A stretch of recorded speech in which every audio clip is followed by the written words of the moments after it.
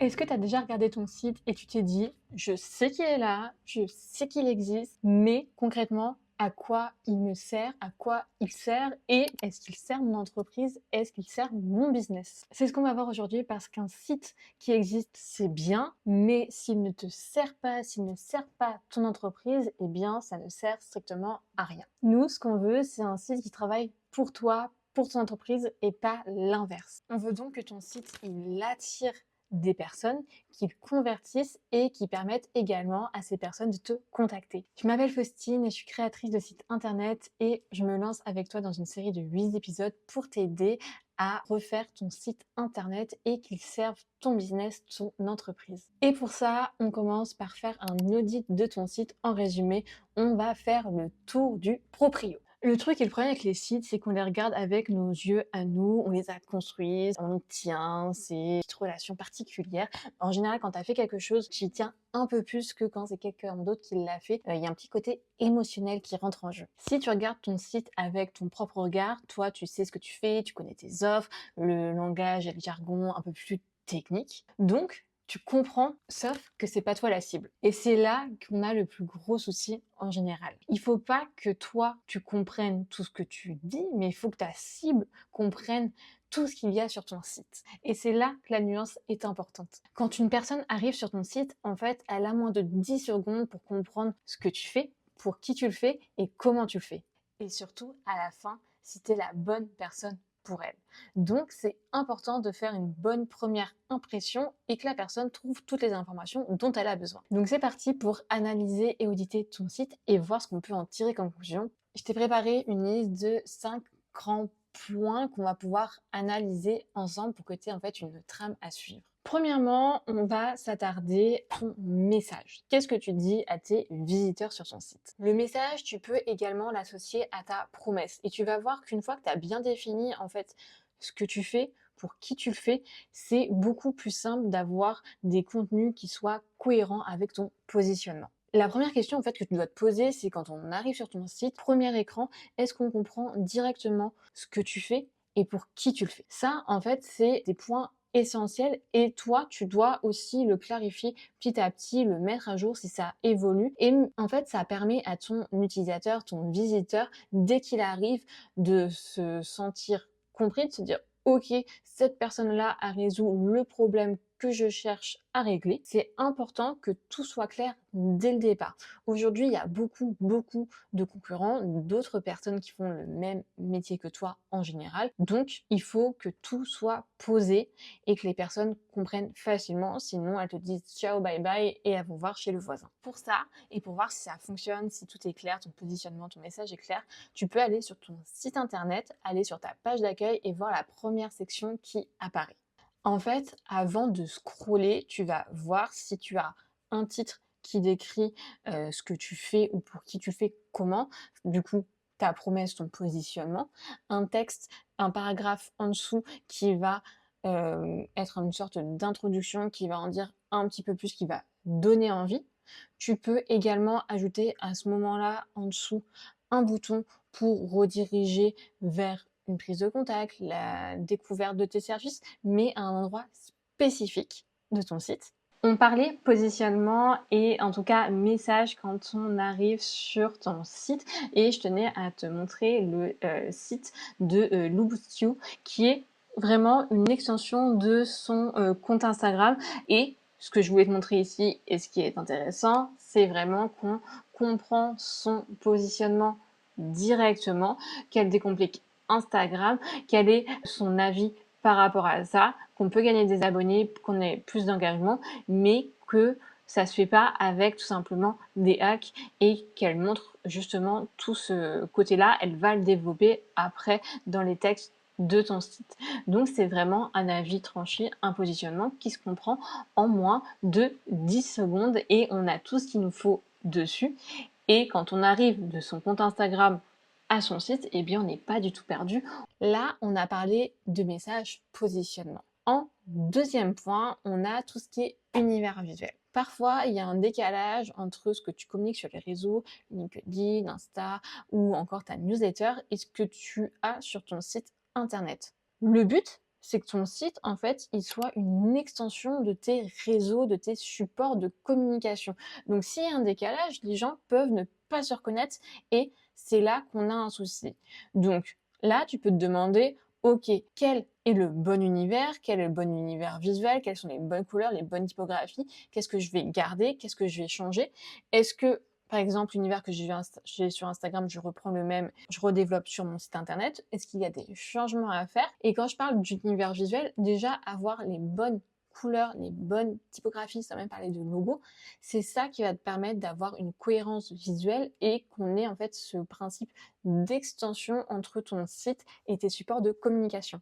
Donc tu peux demander si l'image que tu renvoies via ton site internet est celle que tu veux renvoyer auprès de tes clients, si elle est toujours actuelle ou s'il y a vraiment un décalage et que là, il faut retravailler et reposer les bases. En troisième point, on a les textes de ton site internet. Alors, sur un site internet, on aurait tendance à croire qu'on doit parler de nous, beaucoup de nous, alors que c'est totalement le contraire. De toi, je suis désolée, mais on s'en fiche un petit peu. En fait, ton client, ce qui l'intéresse, c'est de se reconnaître dans ce que tu dis, ce que tu expliques sur ton site. Donc, il faut que tu parles de lui, parce que si tu parles de toi, il va pas du tout se reconnaître et il s'en fiche royal. Donc, essaie de savoir ce que la personne vient chercher, quelles sont ses problématiques, ses objectifs, ce qu'elle cherche à résoudre en faisant appel à toi.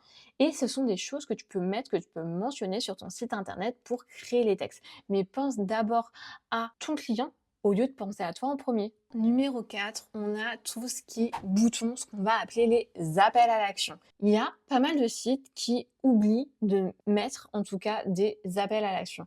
Mais j'aime bien un peu cette comparaison. Les boutons sur ton site internet, c'est un peu les portes dans le couloir de ta maison. C'est-à-dire que ça te permet de naviguer facilement d'une pièce à une autre, d'une page à une autre, et tu indiques à ton visiteur qu'il peut aller à tel endroit. C'est comme si tu mettais une pancarte sur une porte ou une pancarte avec la direction où il doit aller. En fait, tu l'accompagnes, tu l'aides à aller d'étape en étape, par exemple, de l'accueil à la découverte de ton offre X et après à la réservation d'un rendez-vous via ta page de contact. Mais il faut que tu guides son chemin et les boutons sont faits pour ça, pour l'aider à passer à l'action. Alors bien sûr, tu n'as pas besoin de mettre des boutons à chaque bloc et d'en mettre 10 000, mais il faut que tu aies des boutons qui soient là et qui dirigent, qui amènent le visiteur à faire une action. Et petit point important, essaie de bien nommer tes boutons. Télécharger le guide, nous contacter, recevoir la newsletter.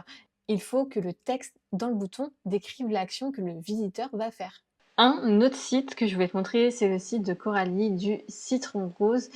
Et ce qu'elle fait, au lieu de rediriger vers une offre ou des formations, là, elle nous incite à cliquer avec un bouton pour télécharger en fait un freebie qui est offert et qui va permettre d'augmenter également sa liste de mails pour sa stratégie avec sa newsletter et du coup que les personnes soient intégrées dans sa newsletter au fur et à mesure. En sixième point, on a le mode responsive. Le mode responsive, c'est tout simplement l'affichage sur mobile. Un site aujourd'hui qui n'est pas responsive, c'est la cata. Le nombre de personnes qui consultent les sites internet via leur téléphone ne fait que grandir. Donc si ton site n'est pas adapté pour mobile, tu te tires une balle dans le pied directement et tout seul. Donc il faut que tu vérifies quand tu crées ton site s'il s'affiche bien. Oui, sur ordinateur, mais également sur mobile. Sinon, ça renvoie une image qui n'est pas du tout professionnelle, un site qui n'est pas fini.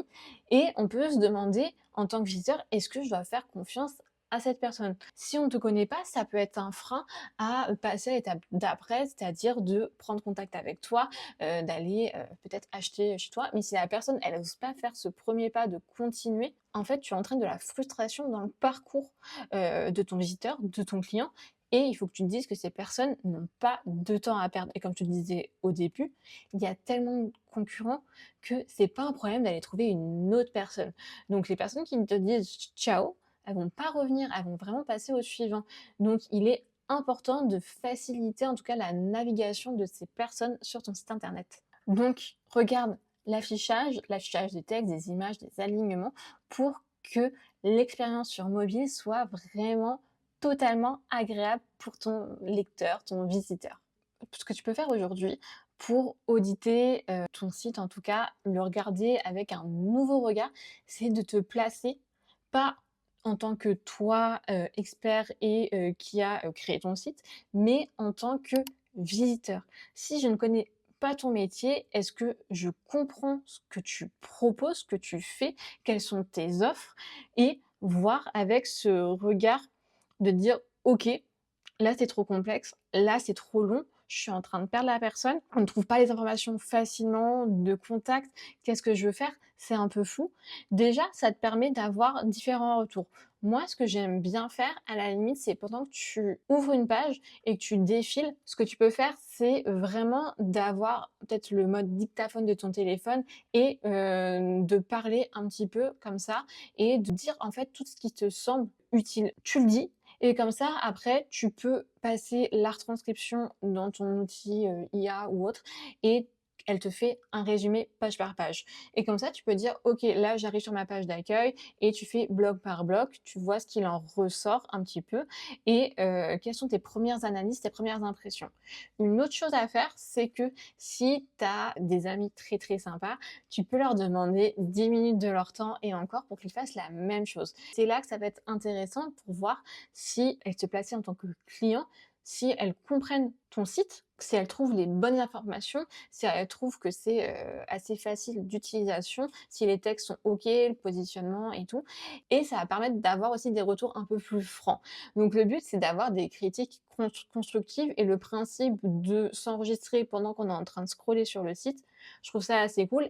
Et ce qui est bien, c'est de faire la même chose sur ordinateur, mais également sur mobile pour voir les résultats et les choses qui vont être à changer petit à petit. Voilà, la première étape pour refondre ton site internet, c'est vraiment l'analyse de ton site, l'analyse de l'existant. Pour l'instant, on ne touche à rien, on regarde ce qu'il y a et on essaie d'avoir un plan d'action pour les futures modifications.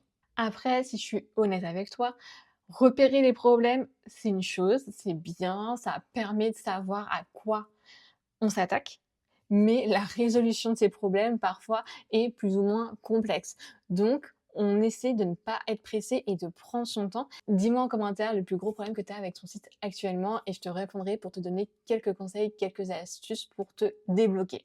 Et si tu veux qu'on fasse un audit complet et détaillé pour que tu repartes avec un plan d'action concret à mettre en place pour modifier ton site, chaque mois, j'ai 4 à 5 disponibilités pour faire des audits. Donc si tu as envie, tu peux prendre rendez-vous dans les liens que je te mets en description. Et on se retrouve la semaine prochaine pour l'épisode 2 et on va parler positionnement pour vraiment poser les bases de ton site internet dans le contenu par la suite.